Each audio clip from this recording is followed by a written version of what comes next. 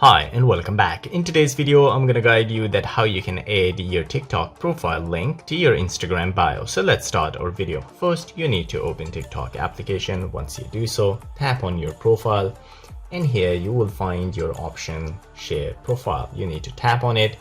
Here you can copy the link. Once you copied the link, you need to go to your Instagram application, open the Instagram application and tap on your profile. Here you will find the option edit profile. Tap on it. Here you will find add link. Then tap on add external link and here you need to paste the link that you copied and title it is TikTok.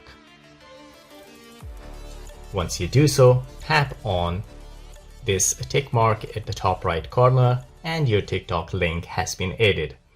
If you liked the video, don't forget to subscribe. See you in the next video. Till then, take care.